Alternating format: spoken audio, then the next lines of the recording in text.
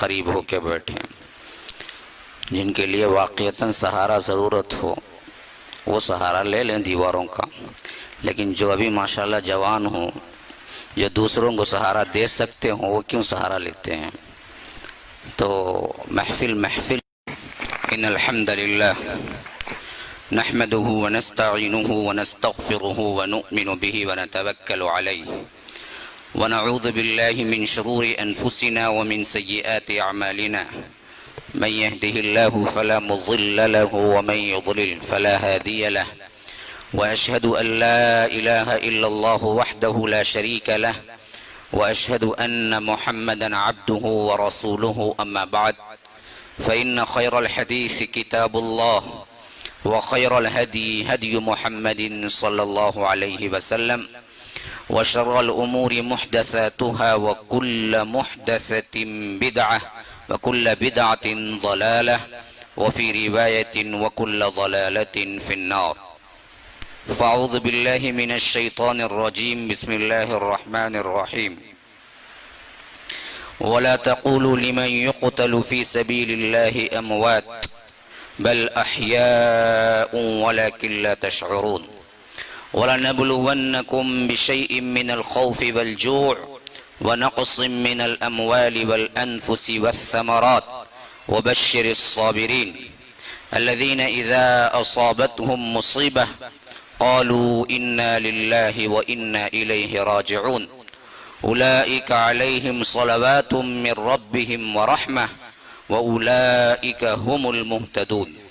وقال أيضا وإن طائفتان من المؤمنين اقتتلوا فأصلحوا بينهما فإن بغت إحداهما على الأخرى فقاتلوا التي تبغي حتى تفيء إلى أمر الله فإن فاءت فأصلحوا بينهما بالعدل وأقسطوا إن الله يحب المقسطين.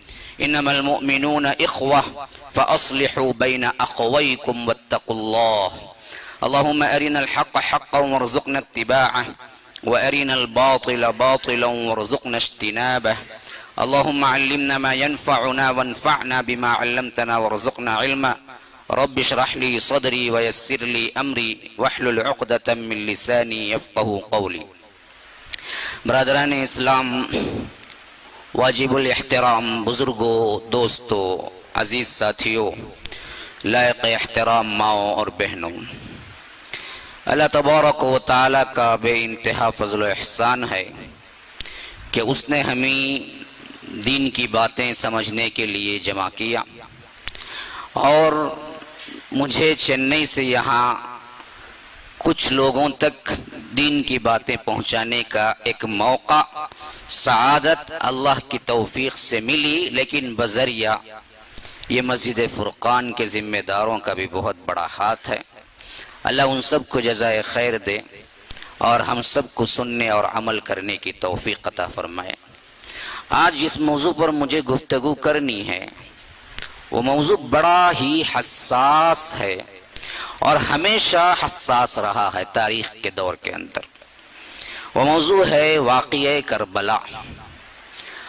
لفظ سنتے ہی عجیب و غریب بعض خیالات، تصاویر ہیں جو ہمارے ذہنوں میں بوڑھوں نے بچپنے میں ڈالا، بچپن سے جوان ہوئے اور وہ بوڑھے ہو گئے تو بھی ان کے اندر وہی تصاویر ہیں جو کہ اسلام سے سراسر مختلف ہیں اور خلاف واقعے سے بھی ہیں.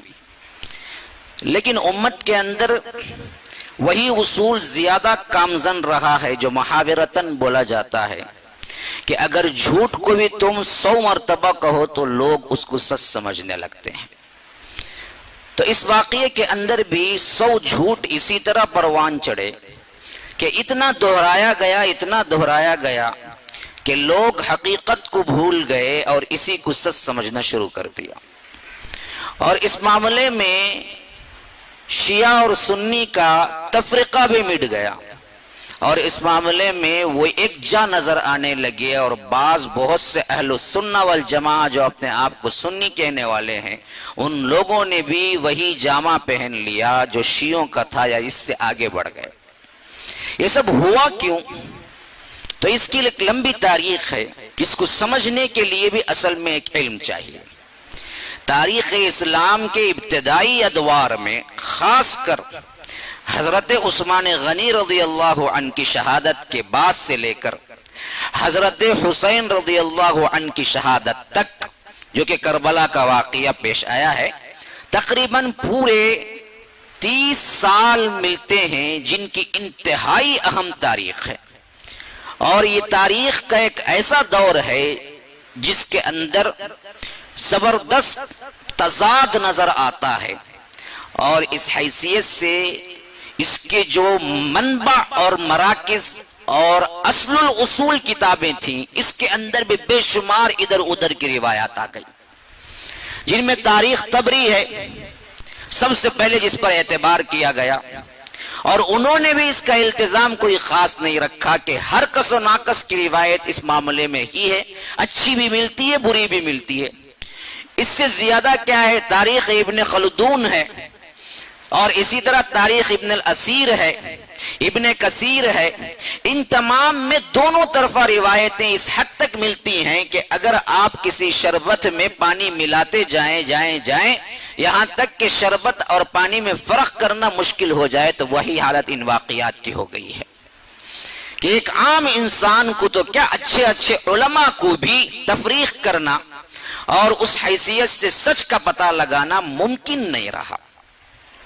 ایسی حالات میں مجھے گفتگو کرنا ہے، اور مجھے پابند بھی کیا گیا ہے کہ لوگ دور سے آتے ہیں، میں 10:15 کے اندر ختم کروں۔ اب دیکھیے ٹائم کیا ہے، 9 ہو رہا ہے، میں 1.25 گھنٹے کے اندر اس پوری تاریخ کو سمرائز کر کے، مختصر کر کے آپ کے ہاتھوں میں دوں اور عام فہم انداز میں دوں، تو یہ میرے بھی بس کی بات نہیں، اللہ توفیق دینے والا ہے۔ بس میں کوشش کروں گا کہ کس حد تک میں پہنچوں، کیونکہ ایک بہت لمبا پروسیس ہے جو امت کے اندر بہت بڑے انقلابات برپا کیا۔ لیکن آج کی حیثیت سے یہ اہمیت کیوں ہے؟ سب سے پہلے تاریخ ہے۔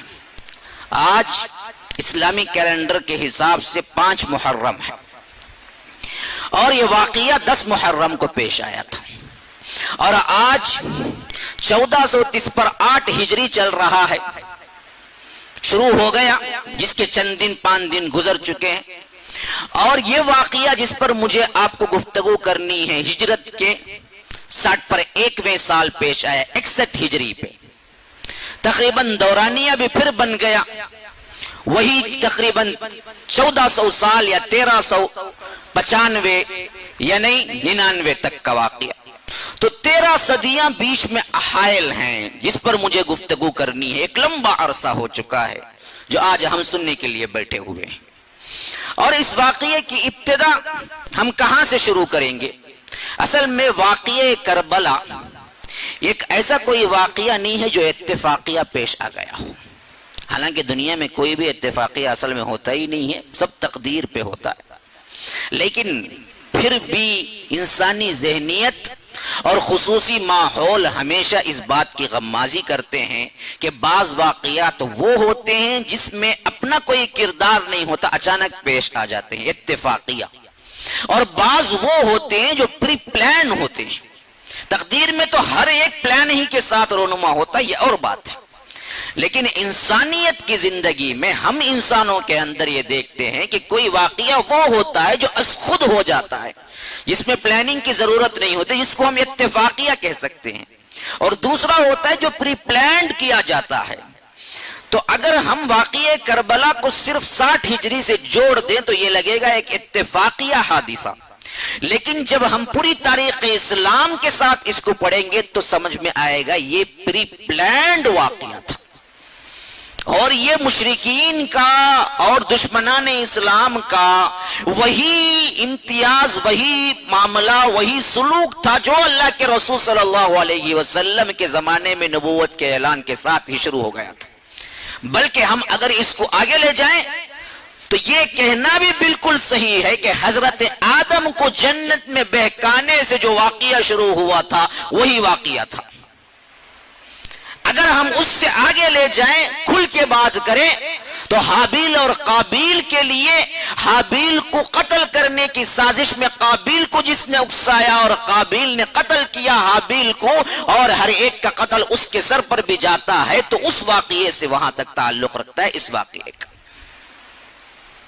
تو ازل سے وہی دشمنی ہے جو حق اور باطل کی تھی، ازل سے وہی معاملہ ہے جو اسلام اور کفر کا تھا۔ اب اس ذہنیت سے بات کو آگے لے جاؤں میں کہ آپ لوگ میرے ساتھ رہیں۔ اللہ کے رسول صلی اللہ علیہ وسلم نے نبوت کو پیش کیا، اور دیکھتے ہی دیکھتے 23 سال کے اندر اندر عرب و عجم کے تقریباً حجاز جس کو ہم کہہ سکتے ہیں، ان سب پہ اللہ کے رسول صلی اللہ علیہ وسلم کی سلطنت و نبوت چھا گئی۔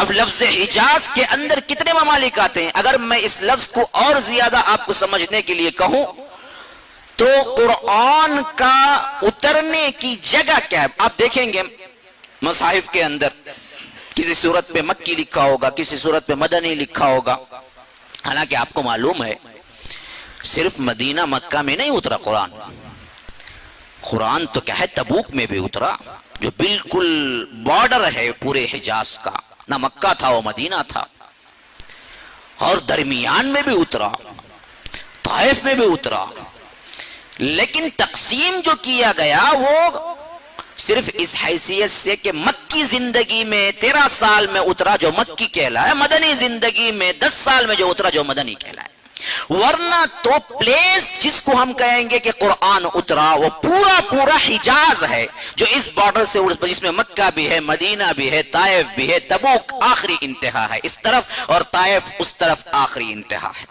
جو پورے پلیس پہ کیا ہے اصل میں قرآن اترا ہے، جس کو حجاز کہتے ہیں۔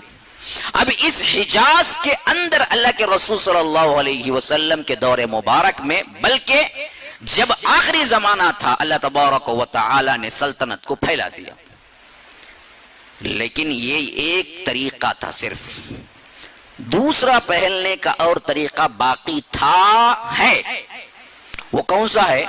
وہ پوری انسانیت، پوری دنیا میں اسلام پھیلنے کا ہے، اور اس کی شہادتیں ہمیں کیا ہیں؟ قرآن میں کئی جگہ ملتی ہیں، 2 جگہ تو صراحت کے ساتھ ملتی ہیں، هو الذي ارسل رسوله بالهدى ودين الحق ليظهره على الدين كله ولو كره المشركون ولو كره الكافرون۔ 2 جگہ ہے یہاں آیتیں کہ یہ دین تمام دینوں پر غالب ہو کر رہے گا، خواہ وہ مشرکین کو کتنا ہی ناگوار ہو، خواہ وہ کافروں کو کتنا ہی ناگوار، یہ ہونا ہے جو اللہ کے رسول صلی اللہ علیہ وسلم نے فرمایا کہ ہر خیمے میں، ہر جھوپڑے میں پہنچے گا یہ دین، اور کوئی اور مذہب نہیں ہوگا۔ وہ قرب قیامت کی نشانیوں میں سے ایک نشانی ہے کہ تمام دنیا میں صرف اسلام رہنے والا ہے۔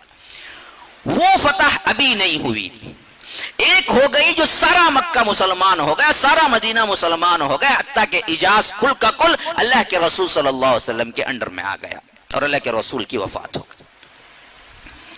اب وفات ہوتی ہی دشمنان اسلام اللہ کے رسول کے زندگی ہی میں خاموش نہیں بیٹھے تھے، اور دشمنی میں ہم قرآن کو ٹٹولتے ہیں تو ہمیشہ سورہ مائدہ اور خاص کر 6ویں پارے کی آخری آیت ذہن سے کبھی نہیں بھولنا چاہیے، لَتَجِدَنَّ أَشَدَّ النَّاسِ عَدَاوَةً لِلَّذِينَ آمَنُوا الْيَهُودُ وَالَّذِينَ أَشْرَكُوا۔ اللہ نے خاص کہہ دیا تم شدید ترین دشمنی، عداوت ان لوگوں میں پاؤ گے اہل ایمان کی خلاف جو اپنے آپ کو یہودی کہتے ہیں اور جو مشرکین ہیں۔ وَلَتَجِدَنَّ أَقْرَبَهُمْ مَوَدَّةً لِلَّذِينَ آمَنُوا الَّذِينَ قَالُوا إِنَّا نَصَارَى، قریب تر محبت کرنے والے ایمان والوں سے تم ان کو پاؤ گے جو اپنے آپ کو کہتے ہیں ہم نصرانی ہیں، عیسائی ہیں۔ اچھا، یہ الگ بحث ہے کہ اس کا تاریخی ہمارے پاس ثبوت کتنے ملتے ہیں، خیر وہ موضوع نہیں ہے میرا، بتا رہا ہوں کہ دشمن نمبر 1 الیہود، دشمن نمبر 2 مشرک۔ یہ میری گواہی نہیں ہے، رب العالمین کی گواہی ہے۔ لَتَجِدَنَّ أَشَدَّ النَّاسِ عَدَاوَةً لِلَّذِينَ آمَنُوا الَّذِينَ الْيَهُودُ وَالَّذِينَ أَشْرَكُوا۔ یہود اور مشرکین. اچھا اب ان کی عداوت بھی دیکھیے.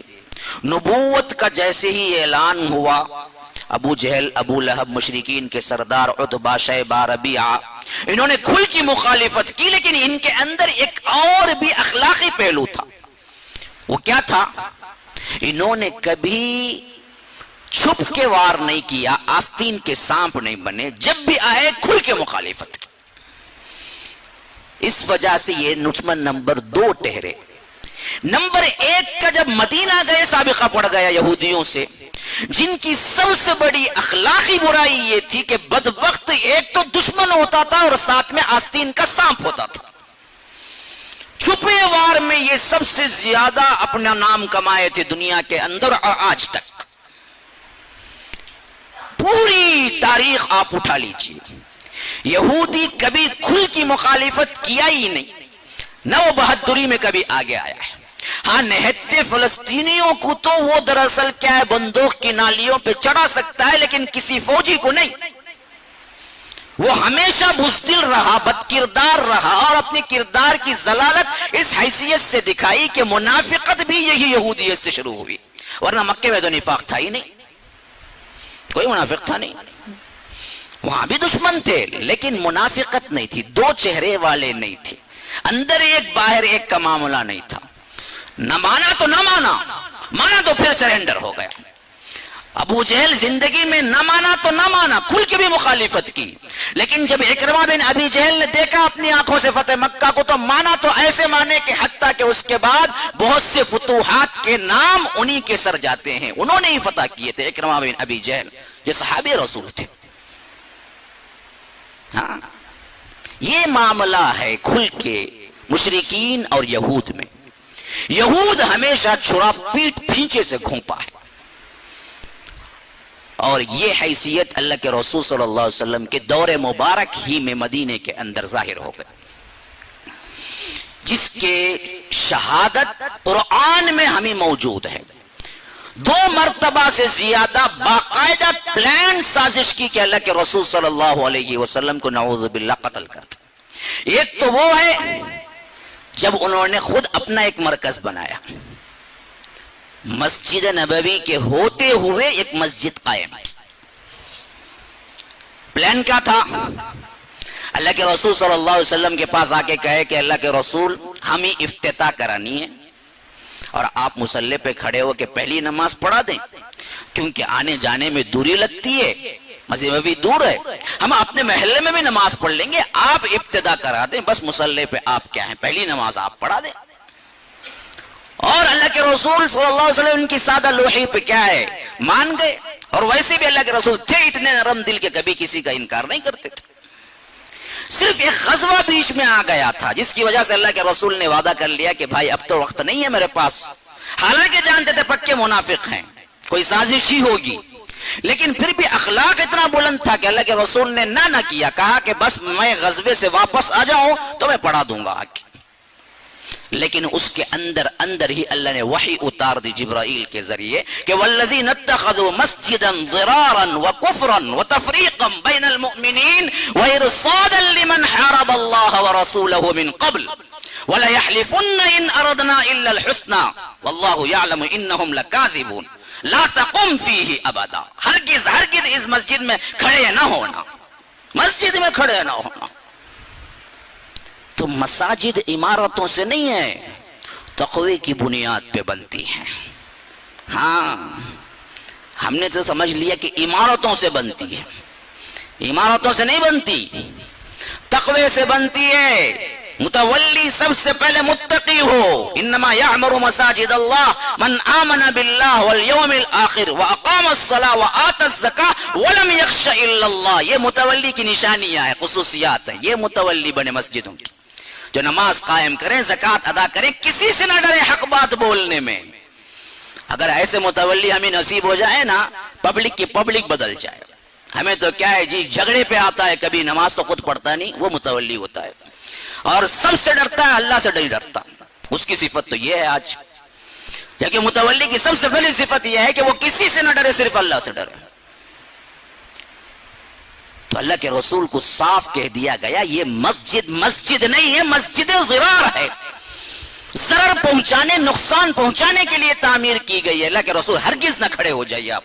تو اللہ کے رسول نے حضرت علی، بعض روایتوں میں آتا ہے کہ دوسروں سے باقاعدہ ایک فوج بھیج کے اس کو بالکل تہس تہس منہدم کر دیا، مسجد کو گرا دیا۔ کیوں؟ سازش کیا تھی؟ جب یہ مصلی پہ کھڑے ہوں تو اوپر سے کوئی پتھر ڈال دے اور اللہ کے رسول کو قتل کر دے، نعوذ باللہ ثم نعوذ۔ یہ سازش تھی اندر، دکھاوا کیا تھا؟ اسلام کا تھا۔ اور کرنے والے کون تھے؟ پکے پلانڈ یہودی۔ ساتھ کون دے رہے تھے؟ جو کمزور مسلمان منافق۔ ان دونوں کی ملی بھگت سے کام ہوتا رہا۔ میں ایک تاریخ پہ لے جا رہا ہوں، ذرا غور سے آئیں گے تو پھر کربلا کا واقعہ سمجھنے میں بڑی آسانی ہو جائے گی۔ تو اللہ کے رسول صلی اللہ علیہ وسلم کے دور مبارک ہی میں یہ پلان کرنے والے اور اسلام دکھا کے شرپسندی پھیلانے والا نمبر 1 گروہ پلان میں یہودی، ساتھ دینے والے منافقین، اور اس کو رچا چکا تھا۔ وحی بند نہیں ہوئی تھی، اس وجہ سے اللہ کے رسول کو پہلے معلوم ہو گیا تھا۔ اور یہی واقعہ پھر دوسری مرتبہ پیش آیا، جو کہ بعد میں کیا ہے، غزوہ بنو نذیر کی شکل میں پیش آیا۔ وہاں پر بھی اللہ کے رسول کو لا کے بٹھا کے اوپر سے چٹان ڈالنے کی کوشش کی، جبرائیل آئے اور کہا، اللہ کے رسول اٹھ کے آ گئے۔ تیسری مرتبہ آخری زمانے میں کوشش ہوئی، جو ایک یہودن عورت زہر ملا کے اللہ کے رسول کو ران کا گوشت پیش کیا، اور معلوم تھا کہ اللہ کے رسول کو سب سے زیادہ محبوب ران کی ہڈی کا گوشت ہوتا ہے، اسی وجہ سے اس نے کیا کیا، اسی میں سب سے زیادہ زہر لگایا۔ اور حضرت عباد بن بشر کے والد جو تھے، بشر رضی اللہ عنہ، ساتھ میں ساتھی تھے اس وقت، کھانے کے شریک، اور انہوں نے پہلا لقمہ کھایا، شہید ہو گئے۔ اللہ کے رسول نے بھی لقمہ کھایا، جبرائیل آ گئے اور بتا دیا کہ اس میں زہر ہے۔ اللہ کے رسول نے اٹھا کے رکھ دیا۔ لیکن یہ بھی دراصل اتنا خطرناک زہر تھا کہ وفات کے وقت بعض علماء اور مفسرین کی رائے ہے کہ اللہ کے رسول بھی شہادت ہی پائے، کیونکہ وہی زہر کا اثر تھا جو اس وقت پھوٹ پڑا بخار کی شکل میں، اور اس کے بعد وفات پائے۔ جب اس سے بلا کے پوچھا گیا، اس نے کہا کہ ہاں، ہمارے تمام قبیلے ستیہ ناش کر دیے، ہمیں خیبر بھیج دیا، خیبر سے نکلوا دیا، میں نے دشمنی میں ایسا کیا، اور دوسرا میرا مسئلہ یہ تھا کہ اگر نبی ہو تو وحی کے ذریعے معلوم ہو جائے گا، میں ٹیسٹ بھی کرنا چاہتی تھی آپ سچے نبی ہیں جھوٹے۔ صاف اعتراف کیا۔ اللہ کے رسول نے اپنے قاتلانہ حملے کو تو معاف کر دیا، لیکن عباد بن بشر کے جو والد تھے ان کا جو شہادت ہو گئی اس بارے میں قصاص لے لیا۔ تو یہ 3 واقعات دور نبوت کے ہیں جس میں اشارے قرآن سے خود ملتے ہیں۔ تو اب آئیے آگے چلیں، وحی بند ہوئی، نبوت، اللہ کے رسول جیسے ہی اس دنیا سے گئے، اب تو وحی نہیں، غیب کی خبریں نہیں، اور آج کے زمانے میں ہر ملا ہر پیر کیا ہے جو غیب کا دعویٰ کرتا ہے، یہ تو نہیں، جیلی پیروں کا سلسلہ نہیں۔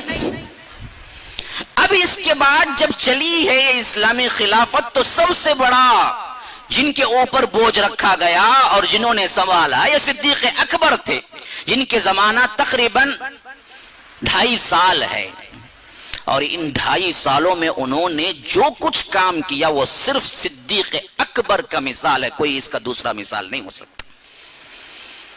4 چراہ کے فتنے تھے جو بیک وقت انہیں پکڑ لیے تھے۔ ایک طرف ارتداد کا فتنہ تھا، بہت سے لوگ جو نام کے مسلمان ہوئے تھے وہ پھر کافر ہو گئے۔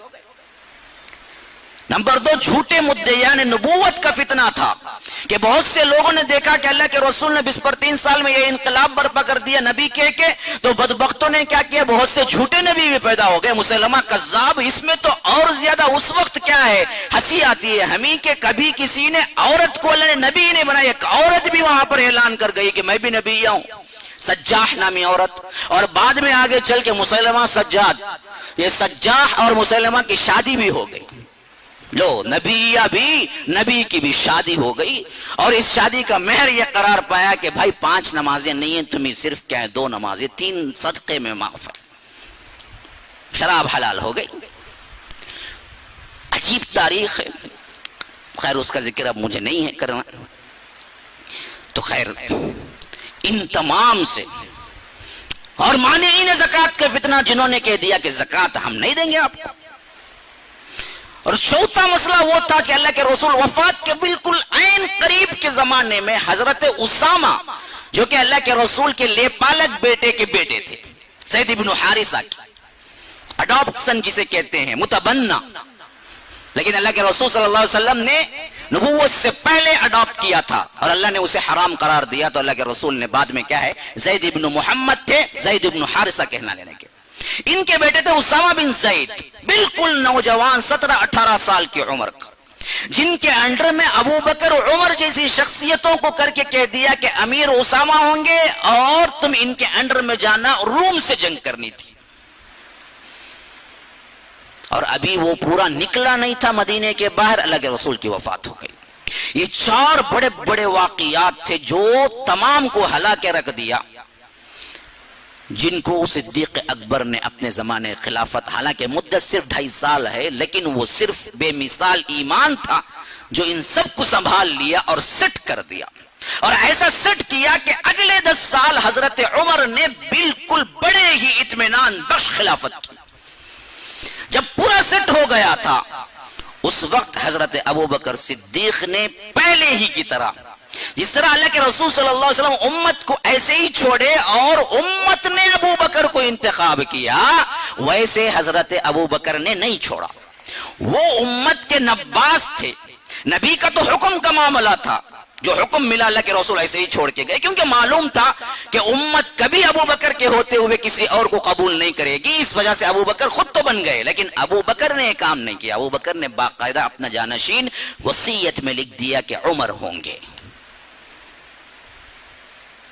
عبد الرحمن بن عوف کے بارے میں آتا ہے تاریخی روایات کے اندر، جب معلوم ہوا کہ نائب حضرت ابو بکر صدیق نے حضرت عمر کو بنا دیا ہے اور حضرت عمر کی سخت گری بہت مشہور تھی، تو انہوں نے پوچھا کہ آپ اللہ کو کیا جواب دیں گے، ایسے سخت آدمی کو آپ خلافت دے کے جا رہے. تو حضرت ابو بکر صدیق نے مسکرا کے جواب دیا، میں جواب دوں گا کہ اے اللہ، جتنے تیری انسانیت تھی ان سب میں سب سے بہتر کون تھا، میں اس کے سپرد کر کے آیا ہوں خلافت کو. اس صدیق اکبر کا جواب تھا. پھر بعد میں عبد الرحمن بن عوف کے بھی سمجھایا کہ عبد الرحمن، میں تھوڑا نرم ہوں، اس وجہ سے عمر سخت ہوتے ہیں، جب ان پر ہی بار خلافت پیش آئے گا، ان پر ہی یہ بوجھ پڑے گا تو وہ خود بخود نرم ہو جائیں گے. اور تاریخ نے ثابت کر دیا کہ وہ واقعتاً نرم تھے اس معاملے میں. اب یہ جو ہوا ہے 13 ہجری ہے، اللہ کے رسول کی وفات 11 ہجری ہے، حضرت ابو بکر کی وفات 13 ہجری ہے، اور حضرت عمر کی خلافت اسی سال ہوئی. اب وہ اطمینان والا دور حضرت عمر نے پایا جو پہلے خلیفے نے بھی نہیں پایا، بعد کے 2 خلیفوں نے بھی نہیں پایا، کیونکہ حضرت ابو بکر صدیق نے پورا سیٹ کر دیا تھا.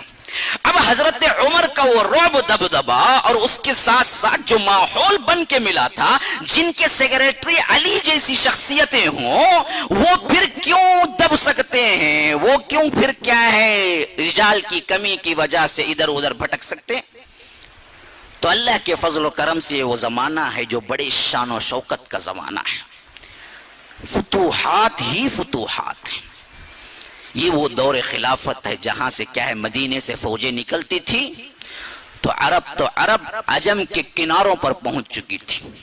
آپ کو معلوم ہے مصر کب فتح ہوا؟ عمر فاروق کے زمانے میں. کون فتح کیا؟ سعد بن ابی وقاص. فاتح ایران عمرو بن عاص نے مصر فتح کیا، ایران فتح کیا. سعد بن ابی وقاص نے. قیصر و کسریٰ سب چلے گئے، خسرا سب کا سب ملیا میٹ ہو گیا، کون تھا بھی پتہ نہیں تھا. اور قیصر بھاگا بھاگا پھرتا رہا، آخر کار اس کی سلطنت بھی گئی. اور اللہ کے فضل و کرم سے جو 2 سپر پاور اس زمانے کے تھے، جیسا کہ ہمارے بھی کیا ہیں، ذرا سے سال پیچھے چلے جائیں، رشیا، روس اور امریکہ 2 سپر پاور تھے. اور امریکہ نے روس کو مارا یہاں تک کہ وہ چلا گیا، ابھی 1 سپر پاور بن گیا ہے امریکہ، اور اس کا زوال بھی بہت قریب ہے جیسا کہ ہمیں نظر آتا ہے. ہر ایک کا عروج ہوتا ہے تو ایک زوال ہوتا ہے. تو بعین ہی اس زمانے کے دو سپر پاور جو تھے، جو ایک روم تھا اور ایک ایران تھا۔ روم کا بادشاہ قیصر کہلاتا تھا، یہ بادشاہ کا نام نہیں ہوتا تھا، وہ سیٹ کا نام ہوتا تھا جس پہ وہ بیٹھتا تھا۔ روم کا بادشاہ قیصر کہلاتا تھا، اور اسی طرح ایران کا بادشاہ کسرا کہلاتا تھا۔ اور اللہ کے رسول صلی اللہ علیہ وسلم کے دور مبارک میں قیصر جو بادشاہ تھا اس کا نام تھا ہیراقل، جو آپ سائیکل وغیرہ میں بھی دیکھیں گے ہیرکولس بول کے سائیکل نکلتی ہے، وہ اسی نام کی ہے۔ اصل نام ہیراقل تھا جو اللہ کے رسول صلی اللہ علیہ وسلم کے زمانے میں تھا۔ اور اسی طرح ایران کا جو کسرا تھا اس وقت خسرو پرویز تھا، پرویز اس کا نام تھا، اور وہ شان و شوکت تھی، جس کی وجہ سے آج بھی اردو میں خسروانہ شان و شوکت یہ لکھتے ہیں تو مراد یہ ہوتی ہے کہ پرویز نے جس طرح کیا ہے شان و شوکت کی تھی اسی طرح کی شان و شوکت تھی۔ تو یہ دونوں تھے سپر پاور، اور اتنے پاور تھے کہ جب اللہ کے رسول نے 6 ہجری حدیبیہ میں خطوط لکھے تو ایران کا بادشاہ نے واپس لکھا اپنے گورنر بازان کو کہ اللہ کے رسول کو قید کر کے لاؤ، اس کو کیسی جرات ہوئی کہ میرے نام سے پہلے اپنا نام لکھا ہے۔ یہ بدبخت کے الفاظ تھے۔ جب اللہ کے رسول نے سنا تو اللہ کے رسول نے کہا کہ اے اللہ، اور خط کو پرزے کر دیا، تو اللہ کے رسول نے کہا کہ اے اللہ جیسے میرے خط کو کیا، اللہ اس کی سلطنت کو ٹکڑے ٹکڑے کر دے گا۔ اور بعد میں بالکل 6 ماہ کا عرصہ نہیں گزرا ہے آگے چل کے خود اس کے بیٹے نے اسے کیا ہے آنکھوں میں سلاخیں پھیر کے قید کر کے مار دیا، اور ارد شیر جو اس کا بیٹا تھا وہ بادشاہ بنا، وہ بھی 18 مہینے بھی جی نہیں پایا، اس کو کسی اور نے مار دیا۔ اور آخرکار ہوتے ہوتے کیا ہے کوئی مرد بچہ ہی نہ بچا شاہی خاندان میں، تو عورت بن گئی، اور عورت کے ہاتھوں کون سی قوم فلا پائے گی؟ تو ہو گیا ستیانہ سنگھ کا بھی۔ خالد ابن الولید ادھر، سعد ابن ابی وقاص ادھر، اور درمیان میں فاتح مصر عمرو بن عاص، ان تمام جرلینوں نے ان 10 سالوں کے اندر سب کچھ سلطنت اسلامیہ کے اندر کر دیا تھا۔ مصر فتح ہو گیا، ایران فتح ہو گیا، روم فتح ہو گیا، دمشق فتح ہو گیا، شام فتح ہو گیا، سب انڈر میں تھے۔ حتیٰ کہ حضرت عمر کے دور خلافت کے آخری دور میں مکران سندھ تک پہنچ چکا تھا قافلہ، اور ابو العاص نامی صحابی نے اجازت پوچھی کہ میں سندھ سے بھی آگے بڑھ جاؤں، تو حضرت عمر نے کہا کہ بھائی رعایا اتنی لمبی ہو گئی، سلطنت میری اتنی لمبی ہو گئی، میں نہیں سنبھال سکتا، تم آگے نہ بڑھنا، واپس آ جاؤ۔ اس وجہ سے واپس آ گئے۔ اب یہ فتوحات جو دیکھے نا، جنہوں نے اللہ کے رسول باوجود وحی اترنے کے بھی خفیہ سازش سے کبھی نہیں رکے، خود اللہ کے رسول پر حملہ کرنے کی کوششیں کی، کیا وہ لوگ اتنے فتوحات دیکھ کے خاموش بیٹھ جائیں گے؟ کیا خیال ہے آپ کا؟ نہیں، یہ دب تو گئے تھے لیکن خاموش نہیں بیٹھے تھے۔ انہوں نے دیکھ لیا تھا کہ مسلمانوں کے دو بدو لڑنا یہ تو ہمارے بس کی بات نہیں ہے، لیکن ان کو توڑنا ہے تو کوئی اندرونی سازش سے ہی توڑنا ہوگا، اور یہ سازشیں کرتے رہے۔ اس میں سب سے پہلا واقعہ وہ رونما ہوا ہے جو حضرت عمر کی شہادت کا ہے۔ عام طور پر شہادت میں ہمیں صرف حضرت حسین ہی نظر آتے ہیں، ہاں یہ بھی بہت بڑا واقعہ ہے، لیکن اس سے بڑے بڑے واقعات ہو چکے ہیں۔ شیعت کے غلبے نے سنیت پر اتنا کام کیا کہ وہ لوگ اپنے شہادتوں کو تو بھول گئے، انہوں نے جو چمکایا اس کو یاد رکھ لیا۔ شہید مظلوم، یہ یوں سمجھ لیجئے کہ سب سے بڑی شہادت، یہ یوں سمجھ لیجئے کہ بہت بڑا ظلم، اور یزید کے نام کو خراب کرنا، یہ تمام چیزیں اصل میں نہ سنیت کی تھی نہ انہوں نے کیا تھا۔ اگر ہم اپنے دور پہ ڈالتے ہیں تو ہمیں نظر آتا ہے کہ حضرت حسین سے زیادہ بڑی بڑی شہادتیں ہو چکی تھی اس سے پہلے، اور کربلا میں پانی بند ہوا تھا تو اس سے پہلے یہاں 3 دن بند ہوا تھا۔ حضرت حسین کو اپنے ہی مدینے میں 18 دن پانی نہیں دیا گیا۔ ہمیں معلوم ہی نہیں ہے، ہمیں صرف اتنا معلوم ہے حضرت حسین کا۔ بالکل صحیح ہے، ہوا، ہم بھی مانتے ہیں۔ اگر رونا ہی ہے تو پہلے تم شروع کرو حضرت سمیہ کی شہادت سے، اس وقت رو۔ شہادت پہ رونے کا سلسلہ شروع کرو گے تو پھر تو یہ پہلے نہیں ہے قافلے کے، یہ تو بہت بات کے پہلے سمیہ کی شہادت پہ رو، یاسر کی شہادت پہ رو، پھر آگے چلو کتنے بدری صحابہ ہیں، ان کا ایک ایک دن مناؤ، 60 پر 5 دن 360 پر 5 دن کوئی دن خالی نہیں جائے گا، تمہیں شہادت پہ رونا ہی رونا ہوگا، ہر دن کوئی نہ کوئی بڑی شہادت ہوئی ہے۔ اچھا ایک بات یہ رکھیں، کیا کسی مومن کو شہادت مل جانے پہ اس کی سعادت کا مقام ہوتا ہے یا رونے کا مقام ہوتا ہے؟ ہاں؟ وہ سعادت ہے، رونا تو ان کافروں کا ہے جن کو کیا ہے، نہ جنت کا کوئی اعتقاد ہے نہ کوئی توقع ہے، جن کا بنیادی عقیدہ یہ ہے کہ جو شہید ہو جائے وہ بغیر حساب کے جنت کو جائے، پھر اس میں رونے کی بات کہاں سے آ گئی؟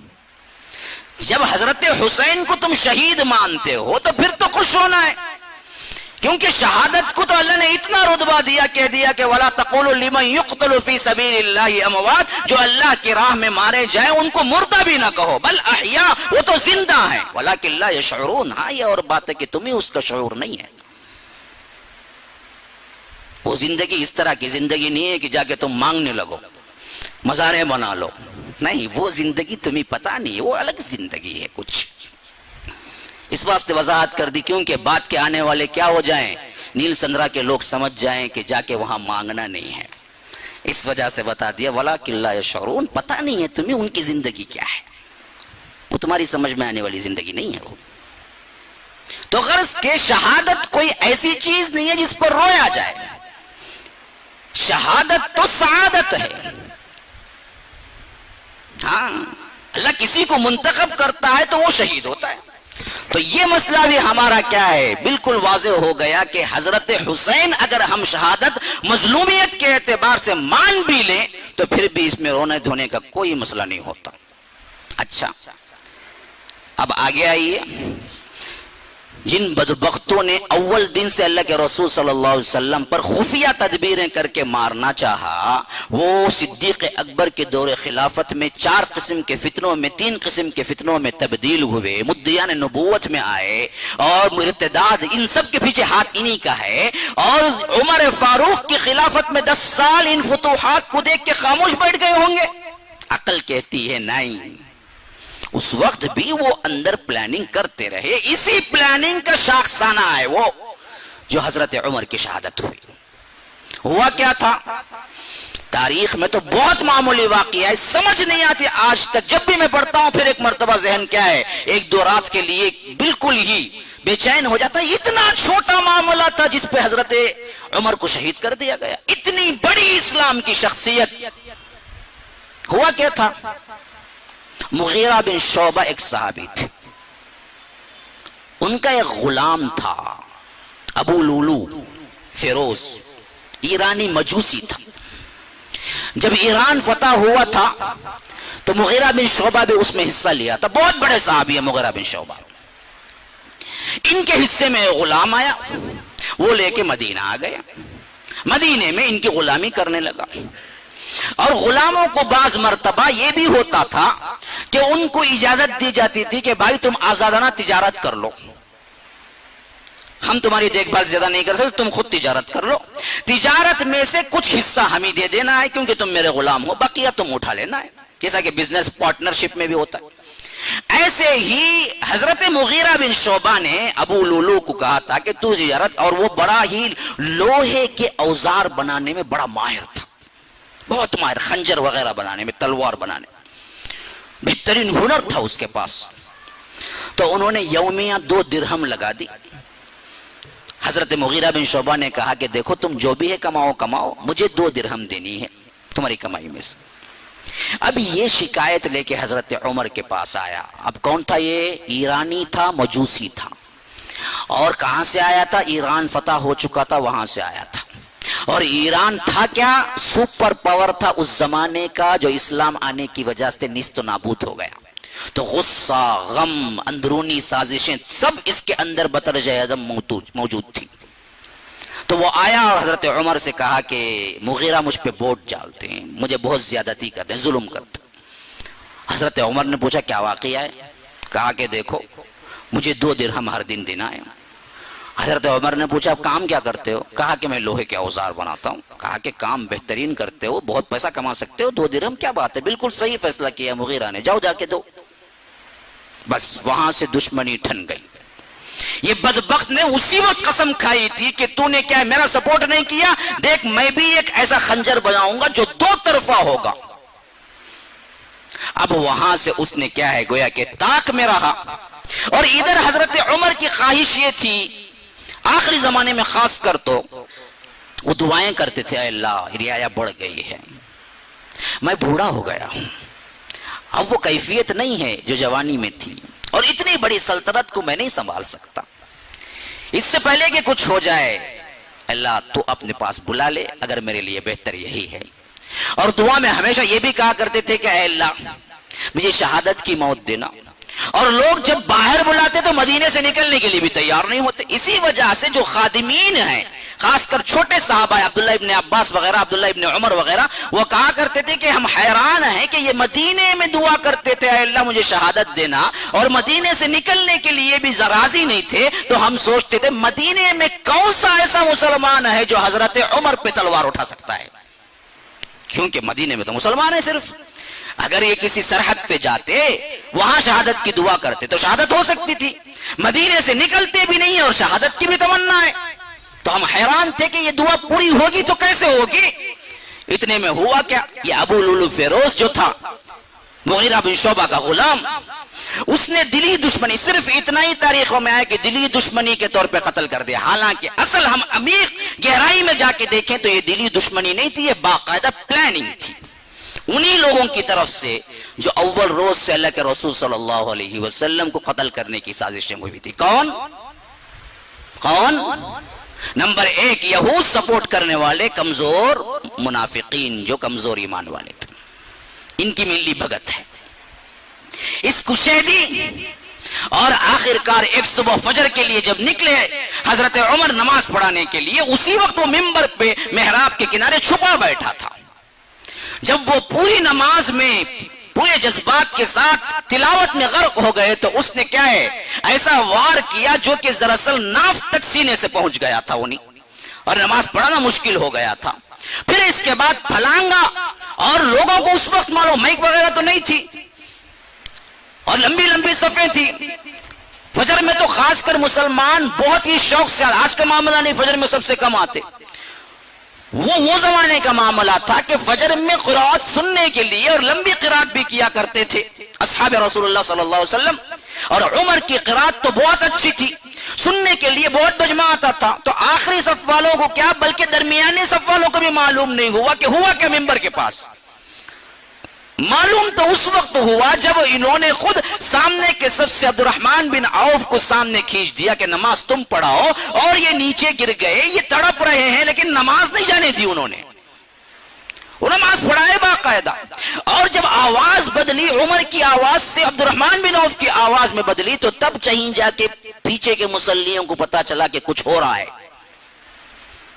اور اس کے بعد وہ جب پھلانگا، اس وقت مسلمانوں نے پکڑنا چاہا، بعضوں کی روایت جب جیسے ہی انڈر میں آیا اسی وقت اس نے خودکشی کر لی اور مر گیا۔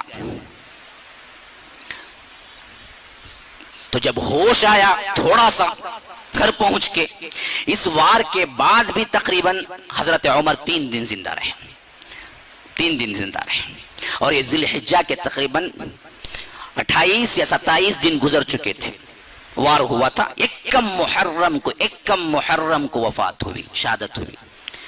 اب کسی مظلومیت کی شہادت پہ رونا دھونا کرنا ہی ہے تو پہلے عمر کا کرو 1 محرم پہ، یہی محرم ہے، اسی محرم کے 1 محرم پہ تو اتنی بڑی شہادت ہوئی، کسی کو پتا بھی ہے سنیوں میں کب وار ہوا، کتنے دن رہے اور کب وفات ہوئی، معلوم بھی نہیں۔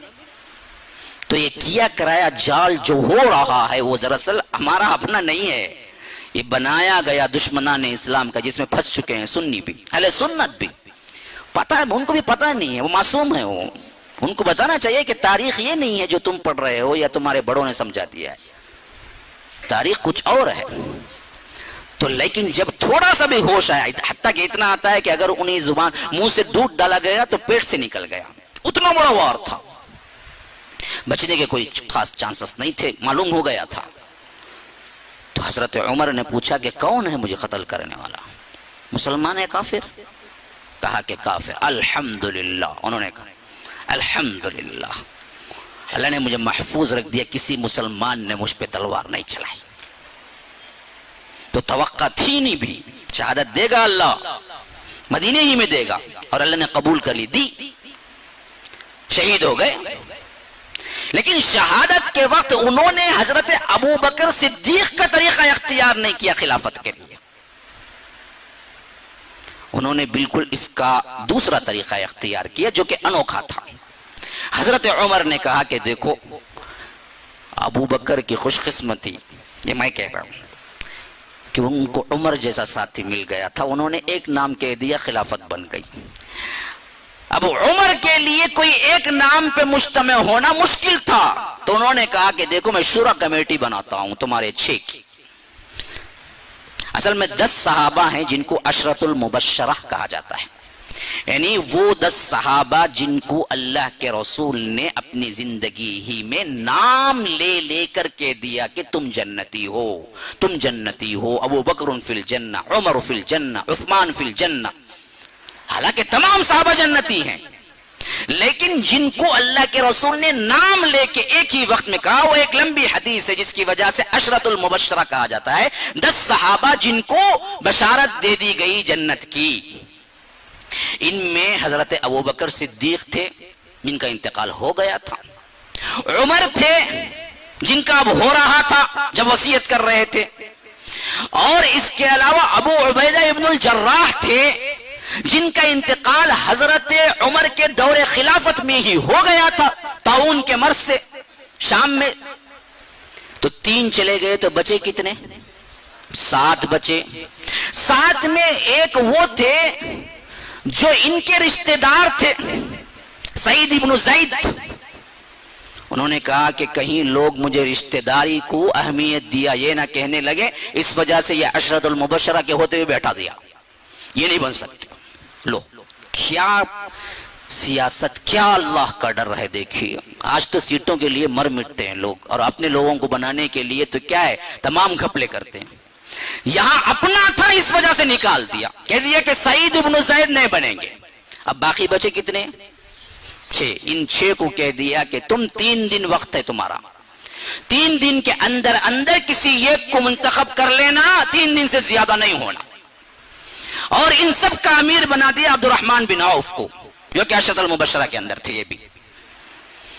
اب شہادت کے بعد 3 دن کے اندر اندر جو فیصلہ شکل میں آیا وہ تھا حضرت عثمان کی خلافت کا رضی اللہ عنہ۔ سب متفق ہو گئے، تو اعلان ہو گیا کہ آج سے کیا ہے، خلافت حضرت عثمان کی۔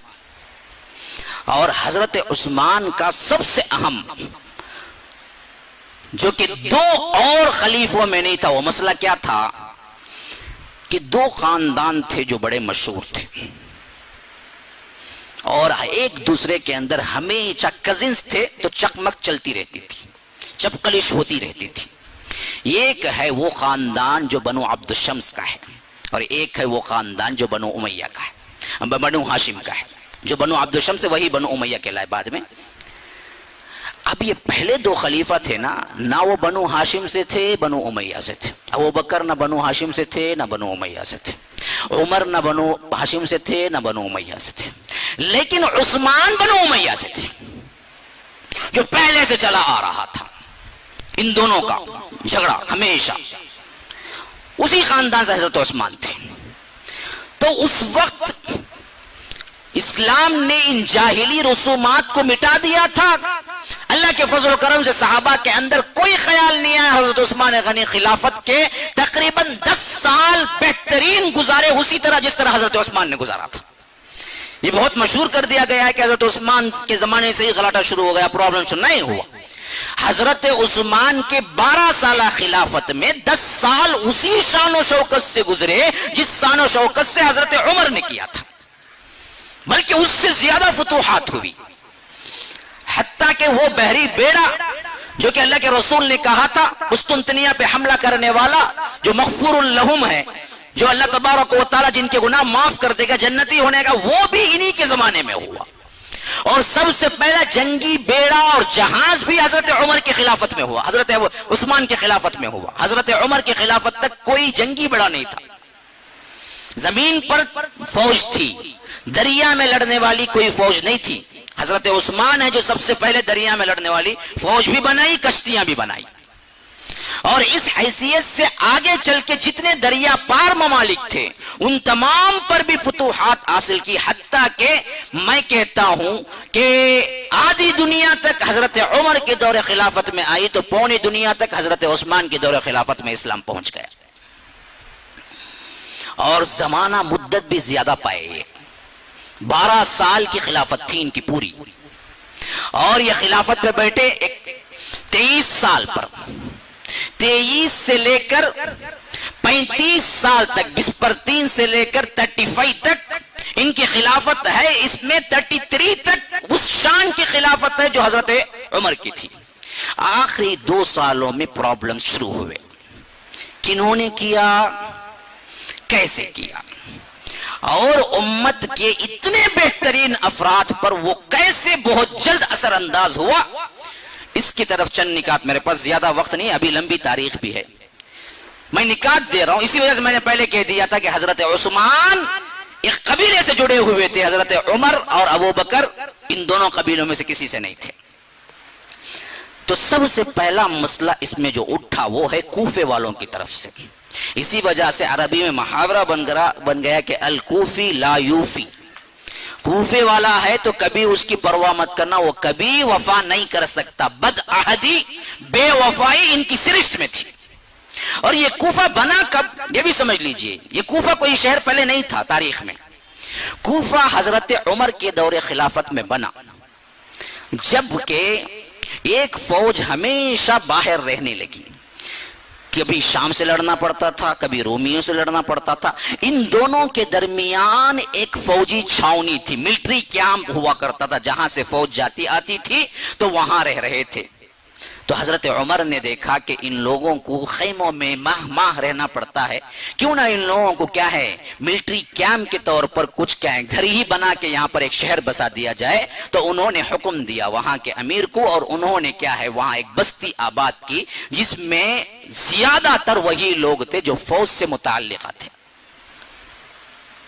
اور ان کی جو عادت تھی وہ جلدی غصہ کرتے تھے، اور کسی ایک کتنا اچھا امیر بھی آ جائے حضرت عمر کی طرف سے، خلافت کی طرف سے مطمئن نہیں ہوتے تھے، ہمیشہ شکایت لگی رہتی، یہ برابر نہیں ان کو بھیجو، انہوں برابر نہیں ان کو بھیجو، انہوں ایسا کرے ان کو بھیجو۔ یہ حضرت عمر کے دور خلافت سے ہی اسی میں تھے۔ مزاجن بازوں کا مسئلہ ہوتا ہے، ایسے ہی یہ مزاجن بدخلق تھے۔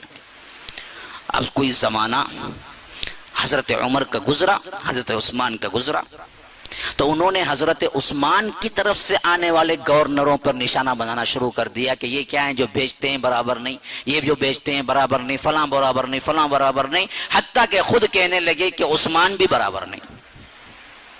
یہ پہلا نقطہ رکھا۔ نمبر 2، اسی اثناء میں یہودیوں کا ایک بہت بڑا سازشی ذہن جو کہ چھپا ہوا تھا منظر عام پہ آیا مسلمان بن کے، جس کا نام تھا عبداللہ ابن سبا۔ یہ تھا تو پہلے سے بھی یہودی ہی، لیکن خفیہ چھپ کے کام کر رہا تھا مسلمانوں کے خلاف۔ لیکن جب دیکھا کہ اب ذرا خلافت کمزور ہو رہی ہے، کیونکہ اصل مسئلہ یہ تھا کہ خلیفہ سوم عثمان غنی جو ہے نا، جو حدیث میں آیا ہے، وہ بالکل وہی کردار رکھتے تھے۔ یعنی ایک مرتبہ اللہ کے رسول ذرے اپنے آرام میں تھے، پلی تک کیا ہے پاؤں تہبند بھی اٹھائے ہوئے بڑے آرام سے پڑے ہوئے تھے، اپنے گھر میں تھے۔ تو ابو بکر آئے، ویسے ہی پڑے رہے، باتیں کرتے رہے، اپنے یار ہیں، اپنے دوست ہیں۔ عمر آئے، ویسے ہی رہے۔ عثمان آئے تو جلدی سے اٹھے اور پورا اپنا تہبند برابر کر لیا اور ہو کے سیدھے بیٹھ گئے اور بلایا، اب بلاؤ عثمان کو۔ اما عائشہ دیکھ رہی تھی، انہوں نے دیکھا کہ اتنی عظمت ابو بکر پہ نہ ہلے، عمر پہ نہ ہلے، عثمان کے لیے خصوصیت۔ تو انہوں نے پوچھا اللہ کے رسول جب میرے ابا آئے آپ نے وہی حالت اختیار کی, عمر آئے آپ نے وہی حالت استعمال کی, لیکن عثمان آئے تو آپ تہبند برابر کر کے برابر بیٹھ گئے, آخر ماجرا کیا ہے کہ عثمان میرے ابا سے بھی فضیلت رکھتے ہیں؟ کہا کہ نہیں عائشہ, اصل میں مسئلہ یہ ہے کہ عثمان اتنے شرمیلے ہیں, اگر میں اس کیفیت میں بیٹھتا تو وہ اندر ہی نہیں آتے, شرما کے چلے جاتے. میں کیوں نہ حیا کروں جس سے فرشتے حیا کرتے ہیں. اتنے حیادار تھے وہ, اتنے نرم دل تھے کہ اپنے قاتلوں کو باوجود اپنے آنکھوں سے دیکھتے ہوئے بھی قتل کا حکم نہیں دیتے تھے. معلوم تھا یہ کمزوری عثمان کی ہے. تو یہ پر پھیلانا شروع کیا بدبخت نے اس زمانے میں, اور باقاعدہ اعلان کر کے مسلمان ہو گیا کہ میں مسلمان ہوتا ہوں, لیکن تھا اصل میں وہی کافر, وہی یہودی. اب جو کمزور سے طبقات میں تھے پہلے مدینہ آ کے چکرانے کی کوشش کی, لوگوں میں کیا ہے غلط خیالات. اس کا سب سے پہلا خیال کیا تھا, دیکھو جی عجیب تو ہو تم لوگ, اللہ کے رسول زیادہ عظمت والے ہیں حضرت عیسیٰ, مسلمان کہتے ہیں کہ اللہ کے رسول ہیں, تو تم کہتے ہو کہ عیسیٰ تو قرب قیامت کے قریب نازل ہوں گے اور اللہ کے رسول واپس نہیں آئیں گے, کیسا عقیدہ ہے؟ تو نئے نئے جو مسلمان ہوئے نا ان کو تو بڑا مسئلہ ہو گیا نا, یہ مدینے کے مسلمانوں میں نہیں چل سکا تو یہاں سے نکل گیا, مکہ گیا وہاں بھی نہیں چل سکا وہاں سے بھی نکل گیا, لیکن کوفہ گیا تو سیٹ ہو گیا, جم گیا معاملہ. تو عقیدے میں نکیر کرنا شروع کر دیا. پہلا مسئلہ یہی کہ میں کیا ہے سب سے زیادہ اللہ کے رسول کو چاہتا ہوں, کیا ہے دیکھو تم ریٹرن نہیں مانتے ہو, عیسیٰ کو مانتے ہو تو عیسائیوں کی سپورٹ ہوگی, ماننا چاہیے بھی, یہ بھی واپس آئیں گے. اچھا اس کے بعد ایک جھوٹی حدیث گڑی, ہر نبی کا ایک اسسٹنٹ ہوتا ہے, وصی ہوتا ہے, وصیت کر جاتا ہے نبی میرے بعد یہی ہوں.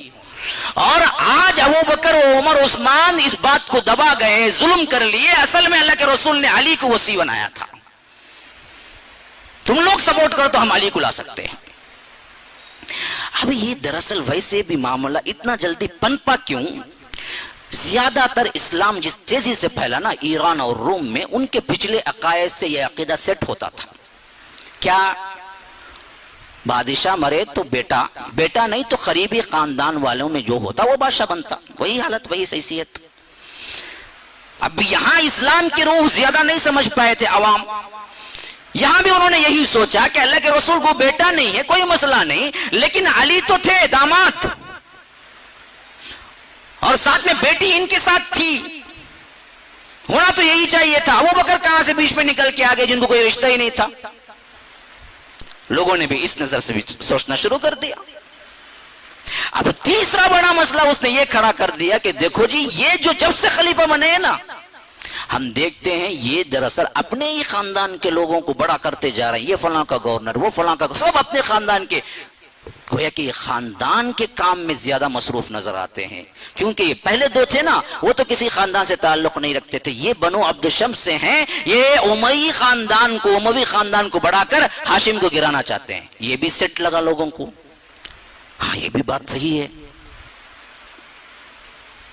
اچھا اب یہ سب چیزیں ایسی ہو رہی تھی جیسے کہ کوئی پروپیگنڈا ہوتا ہے جہاں پر ہمیشہ معاملہ حق کی طرف جانے کے بجائے اوپری باتوں پر ہی لوگ اور باتیں کرتے چلے جاتے ہیں. یہ سب سے بڑا فساد ہے, جڑ ہے آج بھی. جسے میں ہمیشہ کہا کرتا ہوں یہ واٹس اپ ہے نا, یہ شیطانی حرکت بن جاتی ہے اس وقت. آپ کے پاس کوئی میسج آیا اور اس میں کوئی انذار تھا یا کوئی تبشیر تھی یا کوئی مسلمانوں کو خطرہ تھا یا مسلمانوں کو خوشی تھی, یا اور بات ہے, کوئی بھی چیز ہو, لیکن فارورڈ کرنے سے پہلے 1000 مرتبہ سوچیں اس کا اثر کیا پڑے گا. اگر آپ کو معلوم ہو اس سے کوئی اثر ہونے والا ہے تو آپ کو چاہیے کہ ضرور بھی ضرور وہ علماء کی طرف لوٹا دیں میسج کو اور کہیں کہ آپ چاہیں تو اس کو نشر کر دیں, ایسا میسج مجھے آیا ہے. یہی طریقہ ہے جو کرنے کا. جو ہر بیٹھے فارورڈ کر کے جو کچھ بھی مصیبتیں کھڑی کرتا ہے یہ دراصل بالکل ہی غیر اسلامی ہے. خبر کو پھیلانا معمولی بات نہیں ہے. آپ بنا سوچے سمجھے جو آیا فارورڈ کرتے جائیں. یہی حالت کیا ہے احادیث اور اچھی باتیں فارورڈ کرنے کا بھی ہے.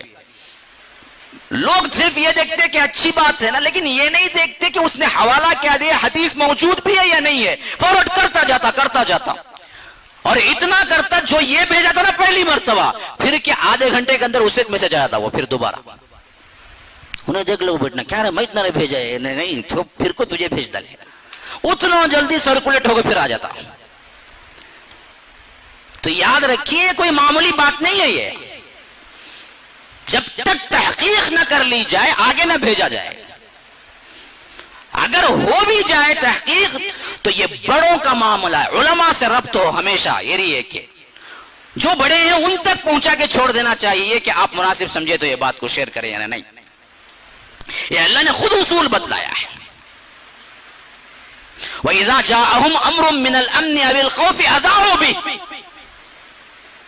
سورہ نساء کے اندر صاف موجود ہے اس کیریکٹر. یہ منافقانہ کیریکٹر ہے. اللہ کہتا ہے وَإِذَا جَاءَهُمْ أَمْرٌ مِّنَ الْأَمْنِ أَوِ الْخَوْفِ أَذَاعُوا بِهِ. یہ بدبخت منافقین جب بھی کوئی امن کی یا خوف کی کوئی خبر آتی تو اللہ کے رسول یہ اس کو نشر کر کے چھوڑ دیتے ہیں. اذاعت القرآن آپ نے دیکھا ہوگا ریڈیو اسٹیشن کو کہتے ہیں. اذاعہ کہتے ہیں اصل میں نشر کرنے کے جو چینلز ہوتے ہیں اس کو کہتے ہیں اذاعہ. اذاعوا بھی یہ نشر کر کے چھوڑ دیتے ہیں. پوچھتے نہیں اللہ کے رسول تک نہ لڑ. ان کو چاہیے تو یہ تھا کہ وَلَوْ رُدُّوهُ إِلَى الرَّسُولِ رسول تک پہنچائیں. وَإِلَىٰ أُولِي الْأَمْرِ مِنْكُمْ یا ان لوگوں تک پہنچائیں جو اہل علم ہیں تاکہ وہ پہچانے کہ اس کو بولنا چاہیے عوام میں نہیں بولنا چاہیے. کیونکہ اس سے وہ بڑے بڑے طریقے جھگڑے رونما ہوتے ہیں جو امتوں کو غارت کر دیتے ہیں. یہی حالت ہوئی یہاں پر بھی. پہلے تو اس ٹائم پہ نہ موبائل فون تھا نہ نیٹ تھا نہ کوئی اور قسم کا مواصلاتی نظام تھا. ایک خبر کو آنے جانے میں اگر دور کے شہر ہیں تو 1 مہینہ لگ جاتا تھا. اب کوفے میں حضرت عثمان غنی پر باتیں بن رہی ہیں تو بصرے والے کہتے اللہ بہت بڑا فضل کیا بھائی, ہمارے اندر یہ سب تفریقہ نہیں ہے, ہمیں محفوظ ہی. جبکہ کوفے والوں کے پاس یہ تبصرہ پہنچتا جو حالت تمہاری یہاں ہے اس سے بدتر حالت بصرہ میں ہے. بولتے لوگ انہوں مان لیتے. وہاں سے مدینہ جاتا میٹر تو مدینے والے بولتے اللہ بڑا محفوظ رکھا بھائی, بصرہ کوفہ کسر کا معاملہ نہیں ہے. لیکن بصرہ کوفے والوں کو معاملہ کیا پہنچتا تمہارے جو حالت ہیں اس سے بدتر حالات مدینے میں چل رہے گئے. مدینے والے یہ سوچتے تو مکے والے یہ سوچتے خیر مدینہ گیا با لیکن مکہ تو محفوظ ہے. لیکن مکے والوں کو پتہ نہیں ہوتا مدینے میں بصرہ میں کوفہ میں سب مکے میں اس سے زیادہ پرابلم ہے. بات ہو رہی ہے مواصلاتی نظام نہیں تھا کوئی بھی.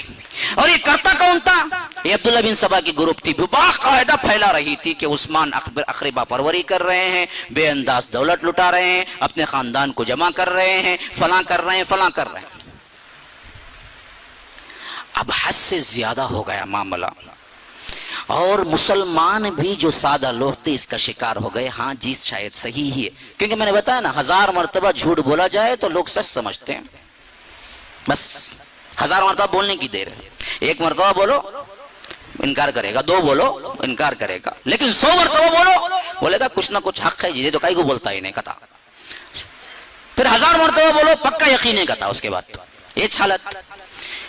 یہ بڑا پلاننگ کرنے والا یہودی سازشی ذہنیت تھا جس کی وجہ سے اس نے پھیلانا شروع کیا تو بہت جلد پوری مملکت اسلامیہ پھیل گئی. حتیٰ کہ یہ اتنے جری ہو گئے ایک شکل میں بن کے باقاعدہ 1000-1500 کی شکل میں حملہ کرنے کی نیت سے ہی حضرت عثمان کے مدینے کے اندر داخل ہو کے محاصرہ کر لیا ان کے گھر کا.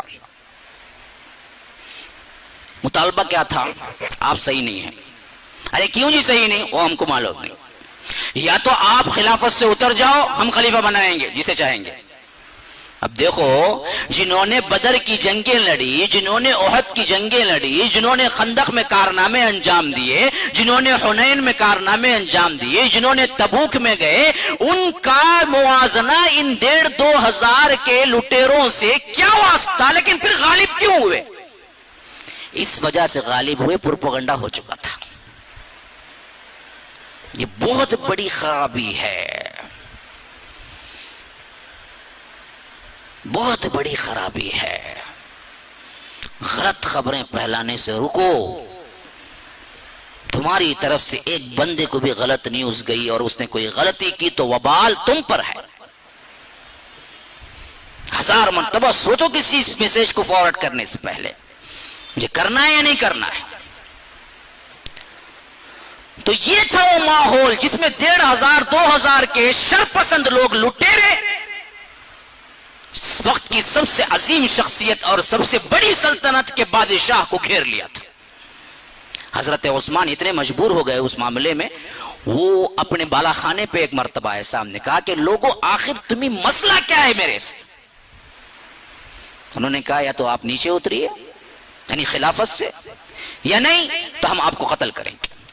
انہوں نے کہا کہ لوگوں دیکھو، قتل کرنے کے اسلام میں جو چیزیں مجھے معلوم ہے وہ یہ ہیں کہ انسان کسی انسان کو قتل کرتا ہے تو قصاص میں قتل کیا جائے گا، یا مرتد ہو جائے تو اس کو قتل کرنا جائز ہوگا، یا نہیں شادی شدہ زانی ہے تو اس کو قتل کر سکتے ہیں.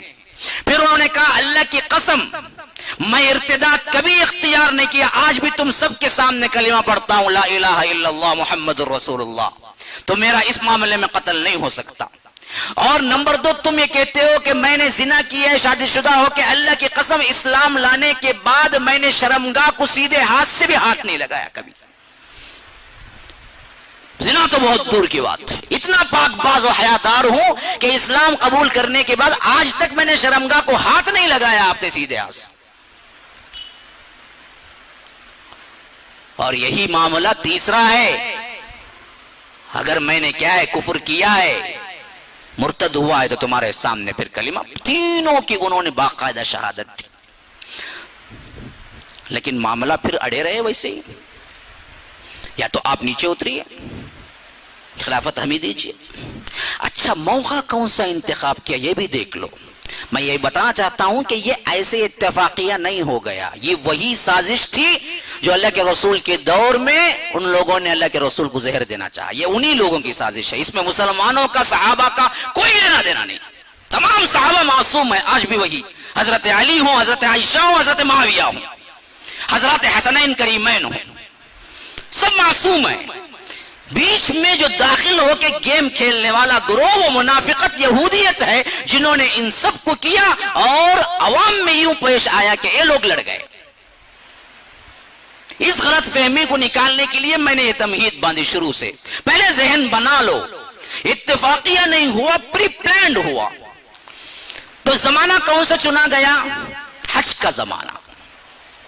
اب بظاہر دیکھیے آج اتنی دور ہونے کے باوجود کتنے لوگ حج پہ حج کرتے ہیں. جب مدینے میں ہوں اور صحابہ جیسی شخصیتیں ہوں حج کے زمانے میں کبھی پیچھے رہیں گے؟ تو حج کے زمانے میں آدھا پونا مدینہ خالی ہو جاتا تھا. تو بڑے بڑے صحابہ نہیں ہوتے تھے، اور عموماً خود حضرت عثمان بھی جایا کرتے تھے، لیکن بہت زیادہ جا بھی چکے تھے اور مسئلے بھی بہت تھے، اور عمر بھی بہت گزر. سب سے معمر صحابی ہیں وقت کے. جب انتقال شہادت ہوئی 80 پر 2 سال، 82 سال کی عمر، جبکہ اللہ کے رسول کی وفات 60 پر 3 میں، حضرت ابو بکر کی وفات 60 پر 3 میں، حضرت عمر کی وفات 60 پر 3 سال میں.